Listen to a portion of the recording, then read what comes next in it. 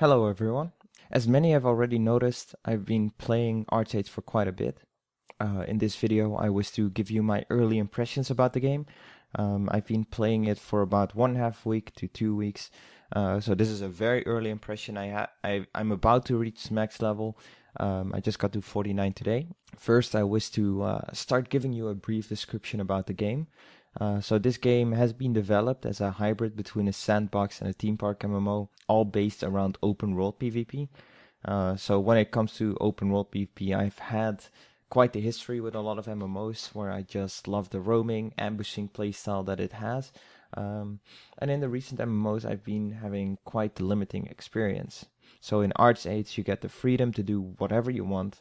Guild Wars 2, which is the MMO I've been playing for the past 1.5 years, was very limited in how I could enjoy roaming to have PvP. The game was very Zergy and structured, so you were limited to just world versus world, and if you were lucky you would be able to find a couple of players that were roaming around, but usually you'd walk into groups of 80 players. And even though I love the combat system of Guild Wars 2, it always got me disappointed every time I went into World versus World and saw how the focus of the game was just their gameplay.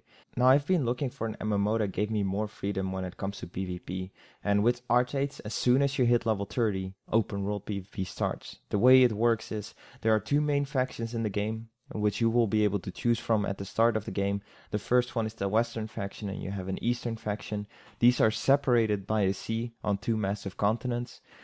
These factions are at war, so you will be able to kill any player of the other faction without any penalties. However, if you wish to kill your own faction, this is also possible. There is a criminal system in place for this.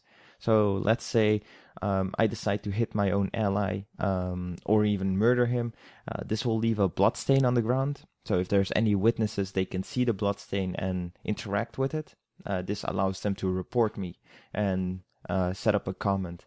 So later on, if I have collected enough criminal points, which is I think about 50, which equals to 5 murders or 50 assault charges, I will become a wanted criminal. So if I'm a wanted criminal, the next time I die by a player, I will be sent to a jury. This jury is set up by other players, so other players can put themselves as a jury, and they will decide on what kind of criminal charges you will get. You get some time to try to defend yourself in a trial chat. This trial chat is open for everyone to see. They can put their own input, and then the jury will decide based on all the criminal activity that you have done and all the reports the players have done and your own defense on how they will judge. They can actually vary between sentence time, or they can even make you innocent. And if you're innocent, you lose your infamy points that you gained, and you will be back and being a free man. Now, if you get sent to jail, you will have to serve your jail time. And this jail time will be done by a debuff. This debuff will give you a debuff that doesn't allow you to use any kind of skills or interact with most of the things in the world. And you will be put into a jail that's near the main city. Now, you're not stuck in the jail. It's actually possible to escape the jail. You can do this with other inmates. You can dig yourself out of the prison with a spoon. You can glide off the walls. So there's multiple ways of escaping, but you will still keep that debuff. I've been already a couple of times to jail. My longest sentence was a 41-minute sentence. Yeah, that was painful. I've seen actually one person who had killed so many players. I think he collected about 2,000 crime points, which equals to 200 own faction kills without being caught. And he got sentenced to 12-hour jail time. So that's 12 hours of not being able to do anything. So it can be quite nasty. But for this, there's another system set up.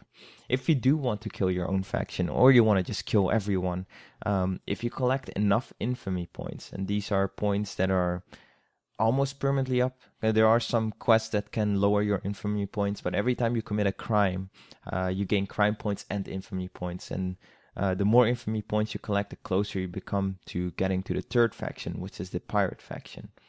I think it's 3,000 infamy points you require which equals 300 player kills of your own faction. And once you have that, you get kicked out of your own faction. So let's say I was in a Western faction, I will be kicked out and I will be sent to the pirate island. And in this pirate island, we can create our own faction, the pirate faction, and we are kill on sight for everyone. So any NPCs on the Western and the Eastern continent will see us as enemies, and any player from the Western and Eastern continent will see us as enemies. And you can do this if you wish to kill everyone. Now, if you wish to hunt down these criminals, that's also possible. You can become a bounty hunter in game. I'm not 100% certain how the bounty hunter works. I've seen a couple of them walk around and they get this special bounty hunter cape, and they can pretty much sentence the criminals and send them to jail. Now, the game also provides a massive world where you can PvP in, so this includes the sea. There's a nice variety of ships, from trade vessels to warships. I've seen fishing boats. I've seen kind of like a fast speedboats into massive warships. Many players will try to cross the sea with trade packages. These trade packages are created with the crafting materials, and you can bring them from one point to the other. The further you go, the more income you get for them. So you go to these special trader NPCs, and based on your location, they'll give you your reward.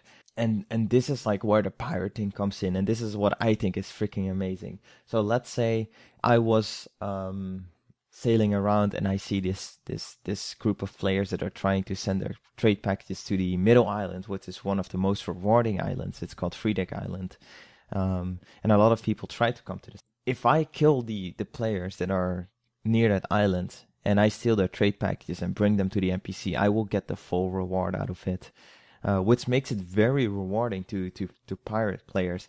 And this also brings in another system wherein the people that are just trying to trade will now hire another player or even guilds to be mercenaries for them, to protect them for part of the profit of the trade packets. So I like that. That brings in a lot of player interactivity. Moving on to the combat system, the base of the combat is a bit outdated, but what makes a combat to me interesting is the combo system.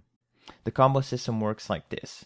I have a skill called Startling Strain, which stuns my opponent for about 2 seconds and leaves a charm effect on the opponent. If I would use my other skill, called Critical Discord, I think that's how you pronounce it, which normally only increases my magic crit rate by 2% for 3 seconds and does some damage, will now consume the charm effect and add a 4-second fear on top of it. So now we have a 2-second stun into a 4-second fear.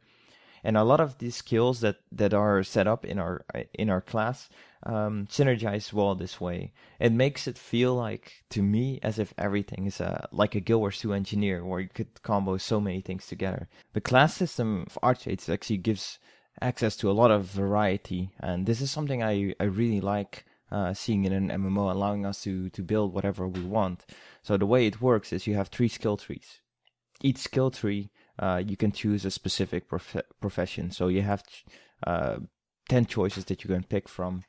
Each choice has its kind of setup. It has its own goal. Let's say I wanted to be a mage, so I would go for sorcery or magic, which allows us to have a nice long-range DPS with some CC. But this is mainly a DPS tree. So this is also what I have in my base build.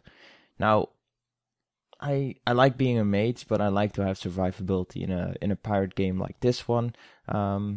I think survivability is very important, and being able to ambush your opponent is of utmost importance. So, to me, my second tree went for stealth, which is called Calling here. Now, Calling allows us to have some kind of mix between a stealth class and an archer, I would say. You could even go for a dual wield build. I see a lot of dual wield builds working with the shadow play. So now what we have set up is we have a mage, we have a sorcerer that can stealth and has some kind of synergy together. Because even though it might not look like these two setups work well together, every skill has its kind of synergy. So, for example, the backflip here, now the caster jumps 12 meters back, but also allows us to instantly cast fireballs.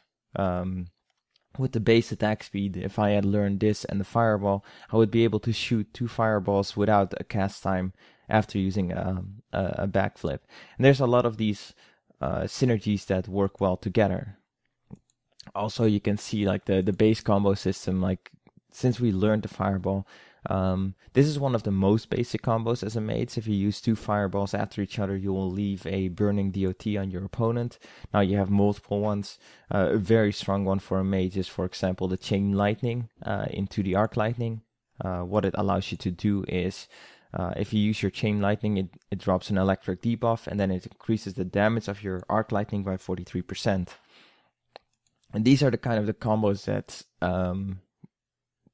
we're interested in this game. It's what makes to me the difference between a skilled player and a new player. You have multiple combos. Just learning this skill, which gives us 2 more debuffs that we can have on our opponent, gives us access to 3 more combos, and you can see easily how the combos appear. Now, what we set up right now is a mage and a stealth. Okay, so we can burst down opponents, we can sneak behind them and then attack them from there. Now, for our third tree, you can pick whatever you want. I personally went for the burst, so I went for artistry. It has a really nice passive which allows me to burst down my opponents. Now, you can also go for, let's say, devotion, which means you're now a healer. You can heal, you can stealth, and you can burst. Now, I personally wouldn't say a healer and stealth that would be like too much. So if you wanted to go the healer route, I personally would suggest then something else. Like you could go for a mage that uses protection. You're a very tanky mage that can also heal. So you're more of like a supportive DPS, I would say. Protection has all these kind of buffs that keep yourself alive, with the final skill keeping you immune for 12 seconds, even though you will not be able to attack or move. Invincibility, especially in group fights, can be very important to keeping yourself alive if they decide to target you. Now, you can also go for anything else you want. So if you wanted to make a melee character, like a warrior with mage spells, that is possible. Now we have a warrior that can pull opponents, that can engage with his swords, and he can use spells at the same time while healing. Now, maybe you don't like the healing, maybe you want to go all out, maybe you're looking into more of like a buff type with his will. It can pretty much keep yourself protected. It's also, I think, one of the few that has stun breaks. That allows you to stun break at any moment. A lot of classes go for this one because it gives you a lot more survivability, especially in PvP. So you can vary on whatever you want to go for. So you can pretty much pick any kind of profession that you want to create and adjust it to your own playstyle. And this is what makes this game freaking amazing. I like this, and I love that there's build variety. And I hope a lot more games will give us these kind of options. Finally, the world of ArcheAge allows us to build houses, farms, which allow you to grow your own materials for your crafts. Farms and houses can be placed in quite a lot of areas in the map. They are not instant, so anyone can see your house and farm. And you will also have to build these houses and farms from scratch, which means, let's say I see a player build his house and he's trying to bring in his materials, which are quite heavy, so his movement speed gets reduced by quite a lot while he's traveling with those. I could actually interfere with him building his house. I could murder him before he reaches his house and steal the goods that he was trying to build his house and take them for myself. So there's also a risk in building your own house, so make sure that you got some protection if you are building it in a place where there's a lot of player activity. But as soon as you build this house, you can actually pay the taxes on your house, and this will make it protected. As long as you pay your taxes, your farms and houses are safe. But they are very limited in space, which means if you wanted to have a bigger farm, you can illegally plant. Let's say you want to have a tree farm, you can set up a tree farm somewhere up on the mountains. You want to make sure that this is a place where not many players come, so they don't steal your trees. which allows it to have somewhat of a risk versus reward. If your tree farm fully grows and you can go and grab all your trees, you'll be able to gain a lot more materials than you normally would. But let's say I find a secret tree farm, that's of course very rewarding for me. I probably will have to kill the player that planted that tree farm, and after that I can steal everything, which also gains me some extra rewards. Now, I think the game brings in a lot of good content, especially for PvPer. I personally have been having an amazing time. I will be streaming it quite actively. If you want to check it out, I'll leave my stream in the description. My main focus will be pirating and open world PvP in ArcheAge. When it comes to the payment model for this game, ArcheAge will be free to play. You can also choose a premium subscription. There are in-game cash stores, but the only things you can get are skins and things that do not affect the gameplay at all.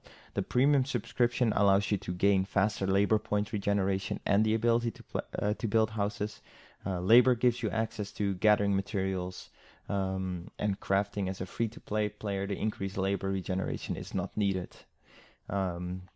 The only thing you'd be really missing out is setting up your own protected houses and farms. But if you know somebody who has access to the premium subscription, a lot of these problems are already negated.